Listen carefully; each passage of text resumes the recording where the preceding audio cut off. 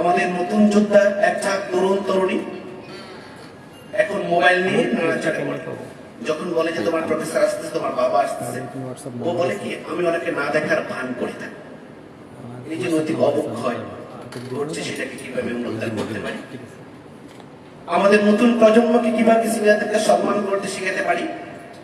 দুর্নীতি থেকে কিভাবে মুক্ত করতে পারি? স্কুল, কলেজ, ইউনিভার্সিটি টিচারদের সাথে আমি বসেছি এবং বইয়ের সৈয়দ থেকে শুরু করে ঢাকা ইউনিভার্সিটি অনেকে বিশ্বং থেকে শুরু করে অনেক মেধাবী স্টুডেন্ট টিচার আমার সাথে বসেছে, আমি ওনার সাথে বসেছি, আলোচনা করেছি কিভাবে দুর্নীতি মুক্ত সমাজ গঠন করা যায়, দেশ এবং জাতি গঠন করা যায়।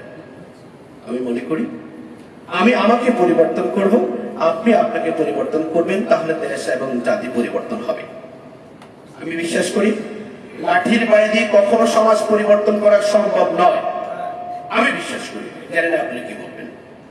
আমি আপনাদের কাছ থেকে জানতে চাই, শিখতে চাই, একজাক তরুণ তরুণীকে নিয়ে কাজ করতে চাই। হ্যাঁ, তবে সরি একটি কথা বলতে চাই, তরুণ তরুণী বলতে আমি মনের তারুণ্যকে বুঝিয়েছি। অনেকে চুল পেকেছে, দাড়ি পেকেছে, আমি কিন্তু সেটাকে বুঝাইনি। আমি মনের তারুণ্যকে বুঝিয়েছি। একজাক তরুণ তরুণী এখানে বসে আছেন যারা, ওটাকে বুঝিয়েছি। বয়সের তারতম্য নয়। প্লিজ, আমরা চাইলে সবকিছু সম্ভব। আমরা ইতিহাস রচনা করতে চাই। আপনি আমি কয়দিন বেঁচে থাকবো জানি না, তবে এটাই সত্য যে আমাদেরকে মরতে হবে। কিন্তু আমি বাঁচতে চাই, আমি বাঁচতে চাই 1000 বছর, যতদিন পৃথিবী টিকে থাকবে। কিভাবে সেটা কি করে সম্ভব? হ্যাঁ, সম্ভব। যদি আমি আমার সাথে প্রতিজ্ঞাবদ্ধ হই, আপনি আপনার সাথে প্রতিজ্ঞাবদ্ধ হন, আমরা দুর্নীতি মুক্ত সমাজ গঠন করতে চাই, দেশ এবং জাতির জন্য কিছু অবদান দেখতে চাই, যেটা ইতিহাসের পাতায় স্বর্ণ করে লেখা থাকবে আপনার আমার নাম, সেভাবে বেঁচে থাকতে চাই।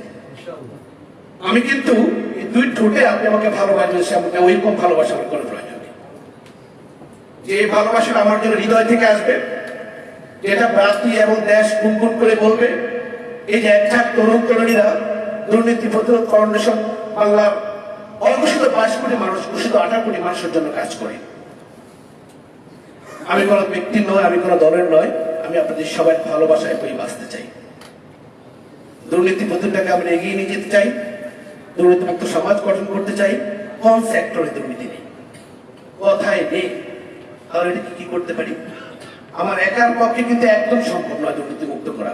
আসলে আমরা সবাই মিলে একসাথে হাতে হাত রেখে দেশ থেকে দুর্নীতি মুক্ত করি। অপরাধী যতই শক্তিশালী হোক, সে দুর্বল, অবশ্যই সে দুর্বল।